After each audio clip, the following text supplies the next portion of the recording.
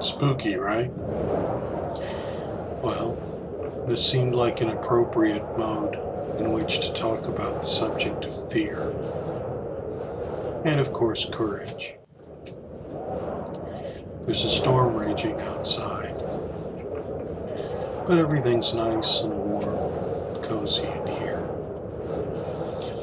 Thunder makes a nice backdrop, though, to the creepy.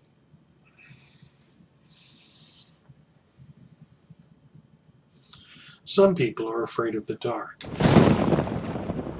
When you get right down to it, though, what exactly are we really afraid of when we say we're afraid of the dark?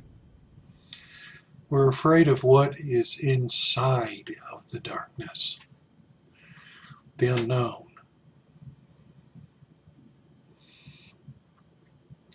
Many people are like that with their lives. There's not real darkness, but there's a whole lot of unknown. They would rather sit in an uncomfortable, confining present that has no opportunities than reach out of their nice, warm, comfy shells, however constricting they may be, in order to try and find something better. It's a very old saying that says, better the devil we know. How does the rest of that go? Oh, better the devil you know.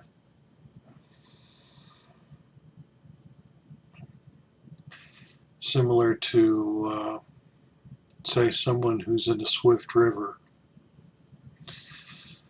and catches hold of a rock.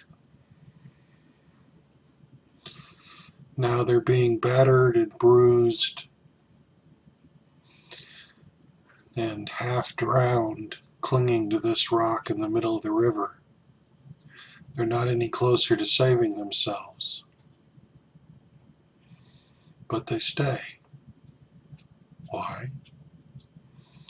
One, they're in hopes that someone, somewhere along the line, will see them and will help them. Two, they don't know what will happen if they let go of the rock. They might be able to make it to shore, or they might drown. How many people do you know right now whose lives are like that? They're clinging to ideas and situations that are battering the life out of them.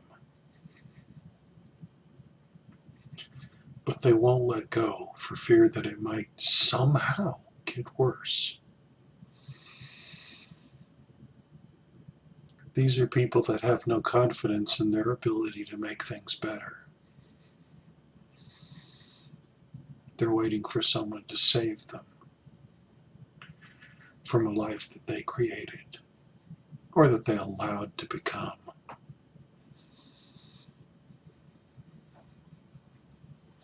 Everyone looks for a hero. But have you ever noticed the person that's the hero normally does not enjoy that process? Because let's face it, what is a hero? A hero is someone who does something that either no one else will or can.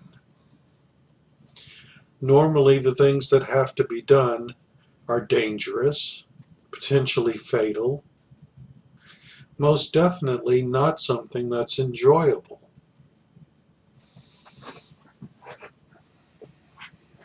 Heroes do for us what we can't. What we are not men or women enough to do for ourselves.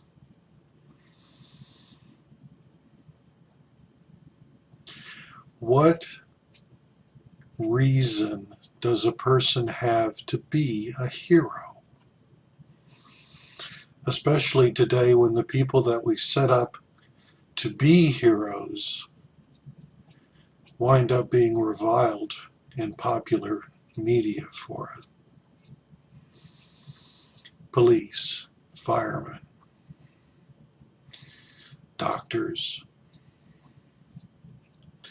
all people that are supposed to be beyond reproach.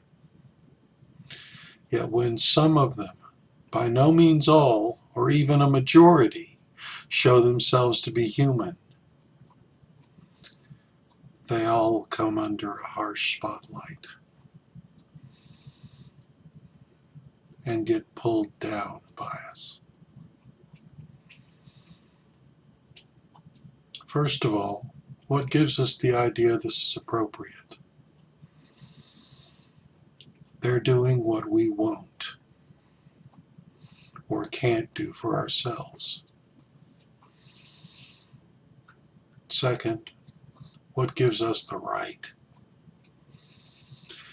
Unless you've been the person holding the gun,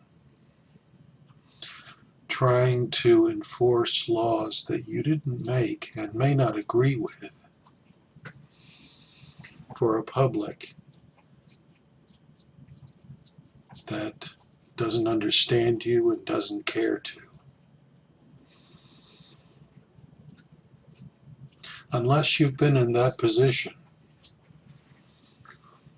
what says you have a right to judge those that are?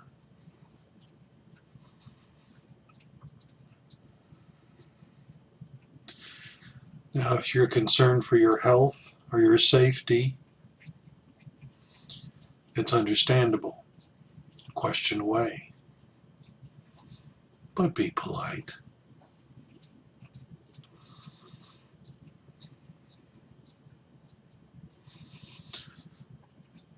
Enough soapbox.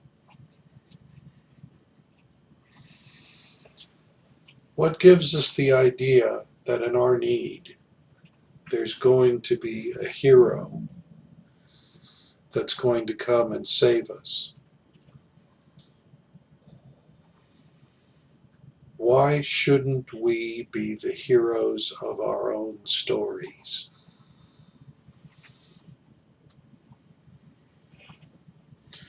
This is what transformation is all about. Look at any of the classic stories and you'll see initially you had someone who was inadequate to a task, who set forth to try and find a way of changing an intolerable or insurmountable situation. They were probably looking for a hero to take care of it for them. But what they found was the tools, the skills, and the support to take care of the situation themselves, thereby becoming the hero.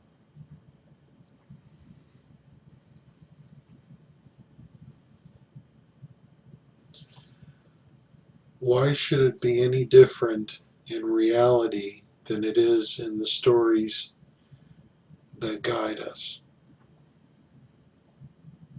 Be your own hero. I'm here to show you how. My name's Charles Trotter.